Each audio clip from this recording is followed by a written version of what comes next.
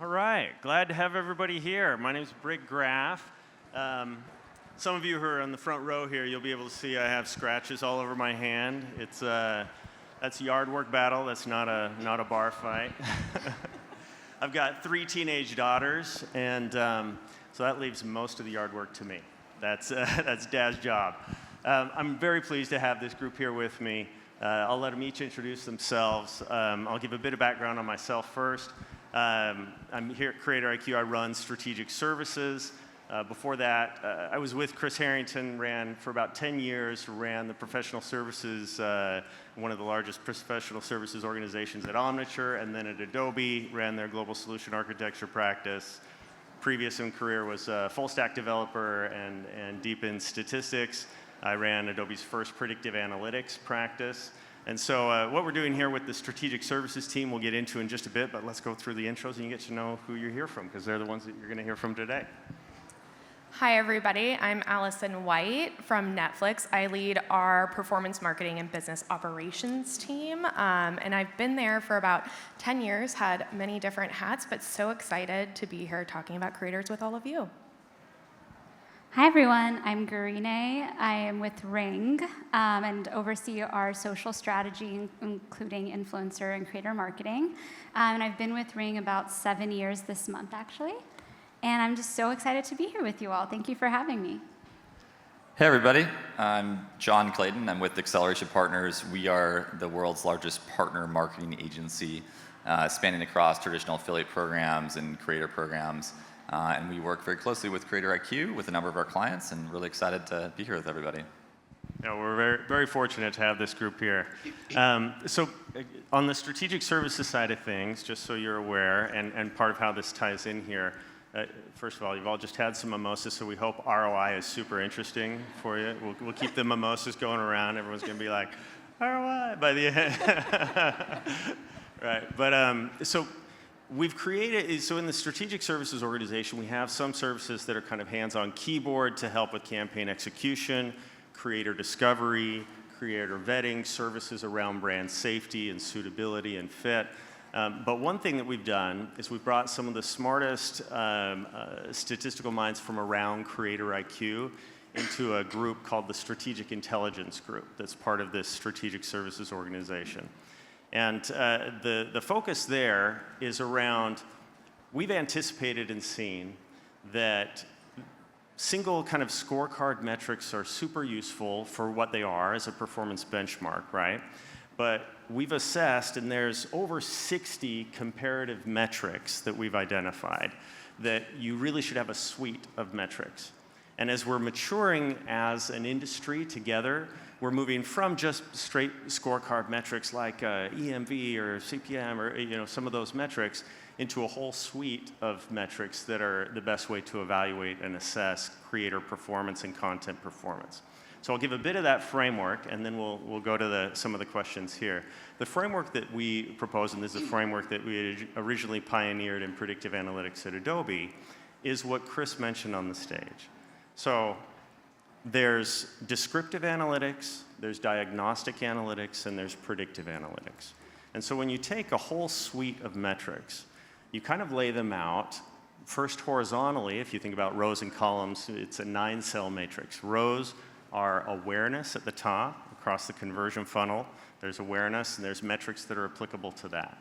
In the center, there's consideration metrics that help you evaluate consideration, and at the bottom, there's more around conversion, right, and acquisition. But then you slice those vertically by descriptive analytics, diagnostic analytics, and predictive analytics. And so now you have kind of 9 cells as a framework into which you can manage your whole suite of metrics. So descriptive analytics are all about a performance scorecard like EMV or impressions, and that helps you initially see, are we performing or are we not? Diagnostic analytics are analytics all around the why. Once you know if something is performing, overperforming, underperforming, then the question is why? And that's where you get into a lot of comparatives and slicing and segmentation, where you look at by region and by time and period over period and the rest.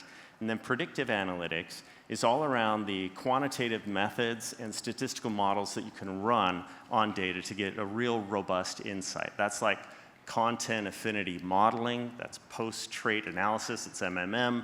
All of those are in the predictive analytics column. So as we talk about a framework for analytics, as this industry is maturing past the initial phases of performance metrics alone, keep in mind that framework. It's a 9-cell framework: awareness, consideration, conversion, and then descriptive analytics, diagnostic analytics, and predictive analytics. So with that preamble, we'll get into our first question here, and we'll ask Garine and John to respond first, which is, what metrics matter most to you and your business? Garine, maybe we'll start with you here. Sure. Proving creator marketing's impact to the whole organization, executives, beyond, and evaluating under that scrutiny. Yes, thank you for the question, and thank you for the lovely framework. When we were first talking about the framework, it was really perfect because on this panel we have a good representation of the full funnel and where we all kind of sit within that. And I will speak to more of the top funnel metrics that we've been looking at over on the Ring side for quite some time. We are exploring and diving deep into the lower half of the funnel with every single day that passes, but our focus for so long has been brand building and awareness at the top. So to answer your question, we know, and Chris mentioned this at the keynote as well, but follower count is really not necessarily this metric or a KPI that we care for or care about as strongly as we once did. And so for that, we really care about a couple different things. Engagement rate is such an important teller for us. It's a great indicator of how people are resonating with that content.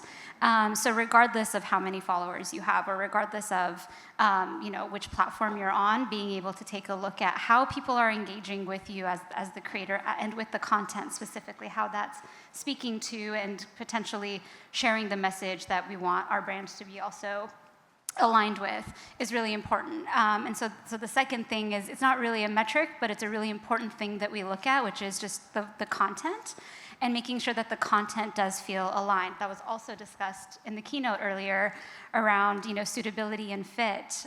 So making sure that we hit all those check marks on our end. And then last thing I'll say about this is also sentiment. We talk a lot about sentiment. We want to make sure that whatever is being discussed and talked about in the content does provide this very positive experience. People are going to that in order to feel good or to have a positive review or to understand something in a way that we want our brand to also be aligned with. So those are some really big, important KPIs. Excellent. Thanks, Garine. So a lot around engagement rate, sentiment analysis, but then also the suitability of the content. John? Yeah, so I think for us, it depends on the brand and ultimately what their objectives are for campaigns that we're working on with them. Our sweet spot in this industry is really driving revenue and conversion. Our DNA is kind of on performance and customer acquisition. So most of our clients focus on actual revenue, acquisition, sales, leads, things like that. And everybody that's been in this industry for a while, you guys have probably seen this trend happening where 2-3 years ago, the focus was really awareness, upper funnel, those sort of reach sort of metrics. And I think it's over-indexing a little bit now towards the performance side. Everybody's so focused on maximum ROI and looking at things on an elastic basis. And really, we try to help our clients understand the broader picture. And while we are focused on that immediate return, we're looking at things like brand sentiment, ad recall, all the other metrics that are important in awareness and consideration that ultimately end up driving conversion. And now we're having to factor other things in there, like what is the GEO effect of these campaigns, right? Everybody's got to be looking at LLMs and what they're doing. So ultimately, it's well-rounded, and we might focus on specific areas depending on the client and what their objectives are. But we really have to look at everything in order to determine the efficacy of the campaigns. Excellent. Thanks, John. And I want to hold a moment of silence for whoever's phone screen just broke right there. That was yours. Good job, Mike. All right, excellent, thanks. So next, and we'll go to John and then Ali. How do you align creator KPIs with broader business goals like acquisition, retention, and revenue growth? Yeah, again, I think for us, when we look at working with creators, in choosing to partner with them, we're going to look at things like engagement rate and obviously their content they've created for other brands or folks that are in our space. And when it comes down to the objectives of the campaign, again, if we're trying to do something that is very revenue focused, we're going to choose to partner with creators that we know can move the needle when it comes to actually driving sales and moving products. But if we haven't worked with folks in the past, there's a lot of things that we'll take into consideration. There are the metrics that we all have access to using CreatorIQ and other systems. But then it comes down to, I think, the quality of the content more than anything else, right? It's so critical to ensure that whoever you're choosing to work with is resonating the brand voice and the messaging that we want to sort of adhere to, but also doing it in their own tonality, right? Like we really, if we're working with clients, we stress this, that while we're going to work with creators, we're going to make sure that we're hitting the messaging and the objectives they're trying to get across. Like we do very little coaching outside of that because we wanted to ensure that obviously it's authentic and comes across as genuine. And working with creators, it's so critical to make sure you're doing that. If you steer them too much, it just becomes ad-like, and that alienates audiences, and creators don't like it, right? So yeah, I mean, if you wanted to produce an ad, you'd produce an ad, but that's not the level of micromanaging that you want on a creator or the benefit that you're going to get out of it. Allie? Yeah, I think it's super important at Netflix for us to really think about driving conversation and being a part of the cultural zeitgeist, being an entertainment company. And so when we think about bottom line kind of objectives, we look at creators through that lens of how do we think about them driving conversation, driving cultural zeitgeist. And so it's different depending on where you are in the funnel. So for example, when we think about awareness, we really lean into impressions because that's something that you can look at across paid, owned, earned, and what we're calling borrowed as our creator nomenclature, to think through how are we actually comparing those things to the total level of investment. Then you move a little bit farther down the funnel to consideration. A lot of our titles are trying to get people to consider watching. So will you watch Wednesday? Will you turn on Squid Game? Will you turn on the next season of Love is Blind? And so we really think about engagement rate, sentiment, how are we resonating with those audiences through creators? And then finally, in the performance space, which is also a space that is near and dear to my heart and my team, is thinking through how do we leverage creator content to be able to drive the maximum ROI, whether that's click-through rate or allocation of our paid budget to creator content, and let the algorithm kind of do what it needs to do to reach those incrementality and those subscribers. So the thing I love about marketing is it's not one KPI. Like you don't get one KPI, you don't get one thing to look at. You actually have to use business acumen, strategy, understand where you're at in the funnel to make sure you're maximizing that impact to the business. And your team's focused a lot on acquisition. I mean, you have it across the whole strata of the conversion funnel. But you're right, up at the awareness level, you can compare purchase media at an impression level. It's an impression-based medium, right? So that you can use impressions as, and even in the predictive analytics side, you can use the impressions as the dependent variable when you're looking at it, that tops part of the strata.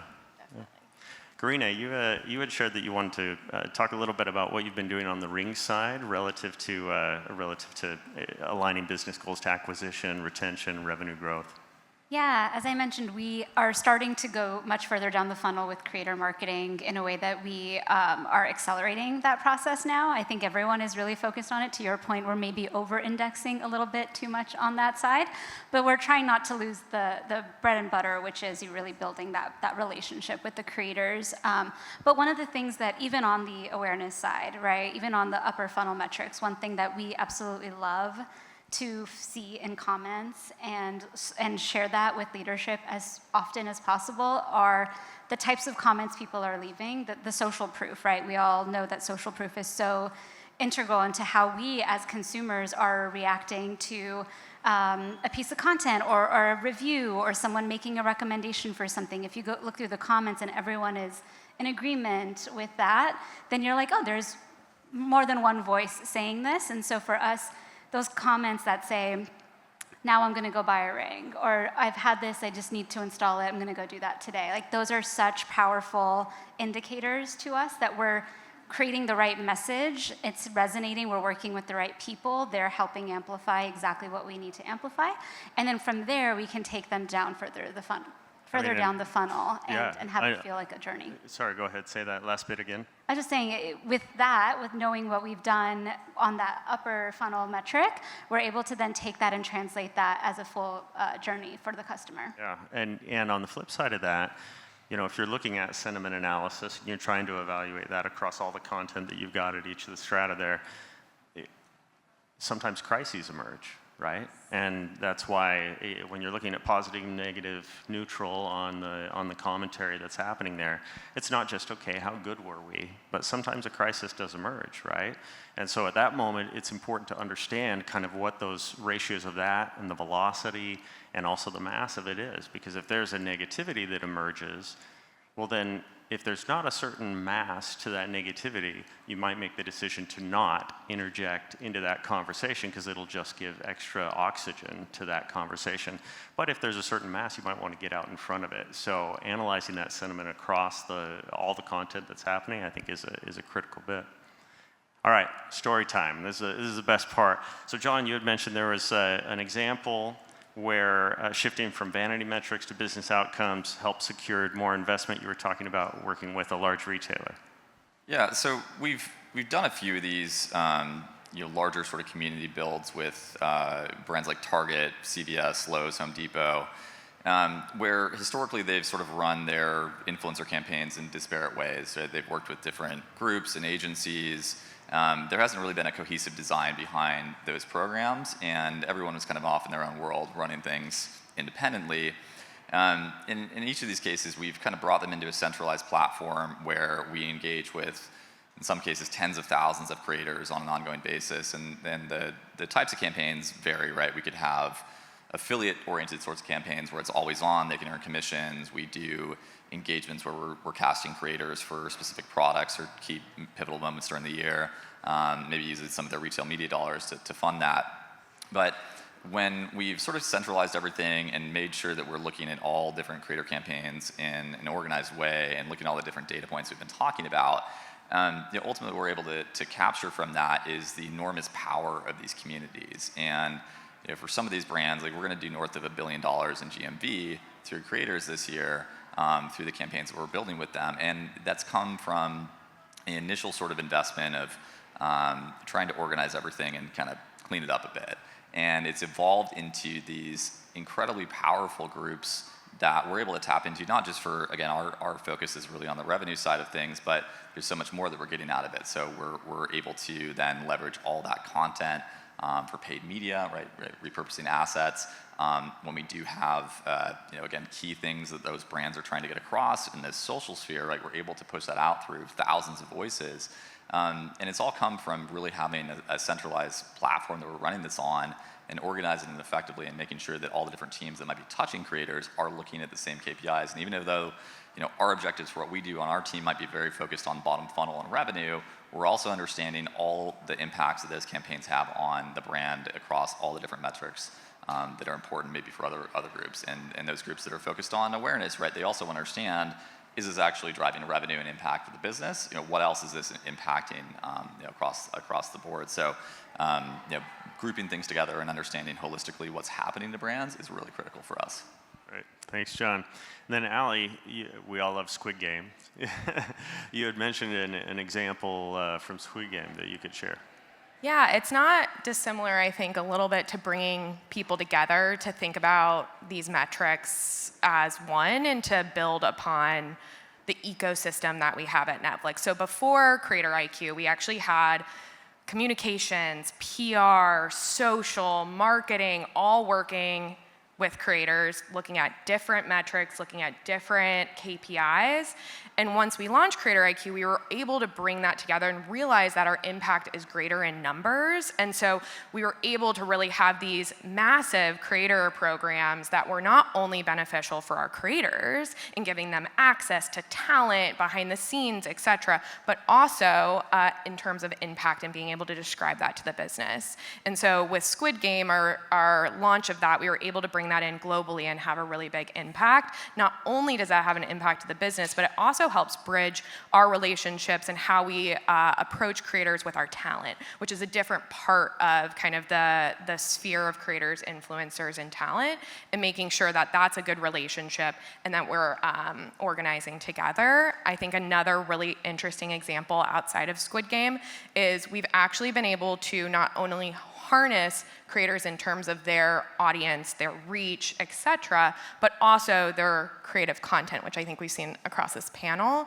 And so we've had some great success in the UK with some creators, and we really look at these metrics to then say, hey, maybe it makes sense for them actually to host a red carpet, specifically for Netflix, and then tap into our Netflix ecosystem, not only having them post on their channels and their audience, but also then cross-post on our own channels and really amplify that conversation, amplify what we're getting out of every creator program that we're having. That's super interesting. So that red carpet event that you had, what were some of the ways that you evaluated after the fact, the impact that it had had? Yeah, so I mean, I think similar to that funnel that I was talking about, you look at your reach, your impressions, et cetera, across those channels, because you can actually add those up, right? You can normalize for that a little bit across the platforms, which I always think we love. We love a big number, which that's always a good one to go out with to get more investment at least. And then we also are looking heavily at an engagement rate and sentiment across it. Are we reaching the right audiences with this? How is this resonating with them? How are we seeing the engagement not only from our own channels, but also our creator channels? And I think CreatorIQ has been instrumental in being able to see that. Super interesting. So there's one tactic that can be used as you move into diagnostic analytics that has to do with the engagement rate. A lot of times we see that engagement rate, it drops obviously as you increase in volume and engagement volume. It's really tough to maintain high engagement rate as you get to mass, right? And so it's useful to run a comparative where you have, like, the y-axis is the engagement rate, and the x-axis then is your engagement volume. And then you have, in that upper right quadrant, are you going to be your top performers who, for their mass, are driving high engagement rate.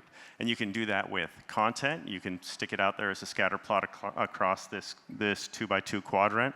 You could do it by creators comparatively to each other. You could do it by campaigns. You could do it by regions. You could, if you're a multinational, multi-brand conglomerate, you could throw your brands out there. You could put your competitors out there. But that's what we would call an efficiency quadrant. If you have that efficiency quadrant, you just look at engagement rate, that's kind of descriptive. If you just look at engagement volume, that's kind of descriptive. But if you're going to diagnose the why behind it, then putting those two against each other is a good approach as well.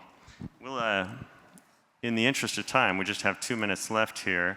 In today's tighter budget environment, and we'll throw this one to Ali for you, tighter budget environment, how do you decide where to scale creator programs versus pull back? And we'll kind of round robin that, but we'll start with Ali.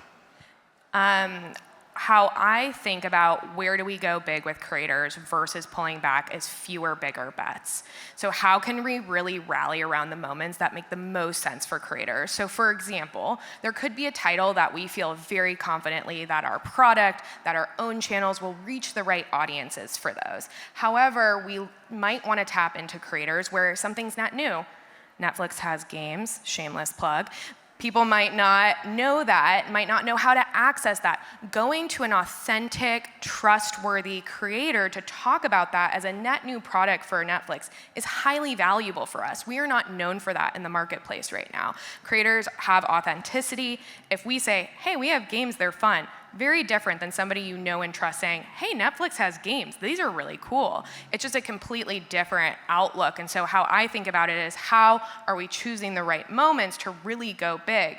We also think about creators in fueling the fire of conversation. How can we be quicker at getting on conversations and going out to creators? So that Wednesday dance that everybody loved and saw, we went out to our big set of creators, even once we saw it taking off on the internet, said like, here's a bunch of content, here's a bunch of clips, you guys create videos, do all this stuff, and then it makes it undeniably big. It's like we're putting fuel on the fire. So we think about that kind of in two ways on where we scale back and drive forward.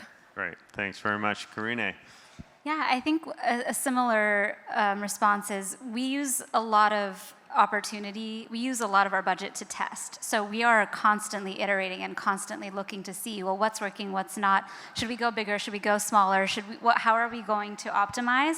And so when we approach it as a test and learn experience, the budget kind of figures itself out. But that's how we keep justifying to our leadership that it is constantly evolving and we need to be constantly evolving with it. So we need to make sure that we are empowering the team and empowering our creators to try anything and everything that feels appropriate for our campaign. Thanks, Karine. John?